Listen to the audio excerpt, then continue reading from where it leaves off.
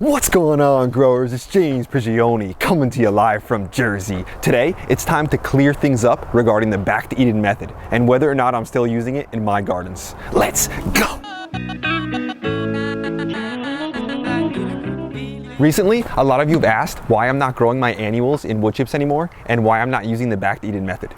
And the honest answer is that I am using the back-to-Eden method. The thing is, I just don't think it's clear what the back-to-Eden method actually is, and that's what I want to bring clarity to today. When a lot of you think of the back-to-Eden method, you probably think about growing in wood chips, which makes a lot of sense because in the back-to-Eden film, Paul talks almost exclusively about using wood chips and the importance of having a mulch or covering on your soil. In the film, he makes some good analogies about the covering or mulch is like the covering of our skin.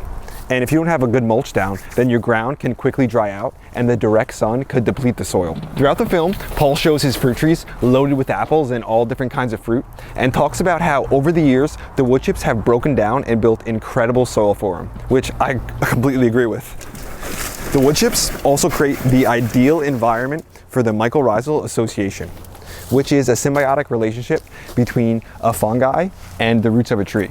In this relationship, the fungi or the mycorrhizal fungi, they actually connect with the roots of the trees, and through this symbiotic relationship, the fungi give the tree water and nutrition that the tree couldn't access, well, its roots couldn't access on its own, and in return, that tree gives the fungi sugars that are created through photosynthesis. The wood chips also help to break up clay soil through the humic acid and the increased biological life as a result of the mulch, improving overall soil structure. This mulch on the ground also helps to keep the soil at a consistent temperature, at a consistent level of moisture, and the increased organic matter really helps bring in all levels of biological life. And as we know, life supports life. In the film, Paul mentions that the best wood chips are the arborist wood chips. These are the wood chips that have all the leaves and the needles and the twigs in them because the bacteria-loving microorganisms, they like the leaves and the organic matter like that, while the fungi is the one that's going to break down your wood chips. As we come in here, you'll notice the fungi are the ones that are just eating away at the wood chips, and we call these fungi the teeth of the forest. So this is all well and good, but the issue that I think needs more clarity is when it comes to herbaceous plants. In the film, Paul shows his beautiful veggies and they're just growing so well, but I don't think he does a good job explaining or showing that his veggies are not grown in wood chips. I don't think this is meant to be misleading at all. I just think that the film was meant to be kind of like a movie, and it was just, the idea was to make it simple and easy to digest. So when we see Paul's veggies, we'll notice that he's actually using the same method that Jeff Lawton does. Jeff Lawton talks about how herbaceous plants, like your veggies, like growing in a bacteria-dominated soil, while your woody plants, like your trees, actually love a more fungal-dominated soil. And I think that's the same thing that Paul is doing. I watched hours and hours of Paul on a YouTube channel, L to Survive, where Paul has a better opportunity to explain what he's doing in a longer format, and it just makes things a lot more clear. So the reason I said it's the same thing as what Jeff Lawton does is because the system Paul has set up, it's a circular system where he brings all of his extra veggies and leftovers and grass clippings, things that he can't eat, and brings them into his chicken pen. His chickens then scratch everything up, defecate it in it, and mix everything and create a beautiful chicken compost. After that, Paul takes that compost, he sifts it, he brings it into his garden, and then that's what he grows his veggies in. So he's not growing his veggies with a thick wood chip mulch, he's growing his veggies in that homemade compost made by the chickens, a bacteria-dominated soil. Recently, I have seen Paul growing some pumpkins and stuff with a wood chip mulch underneath his trees, but it's important to note that Paul does not plant his seeds into the wood chips. He plants them into the ground and use the wood chips as a mulch because the wood chips are simply a mulch. They're not a growing medium. The mulch of wood chips will help increase your soil and it will help keep the weeds down and stuff, but it's also important to know that this will not happen overnight. Just like most things in nature, it takes time for those wood chips to actually break down and build good, healthy soil, like some of the stuff I've showed you before. But also, it's important to note that you don't have to have chickens if you want to have an annual garden like Paul.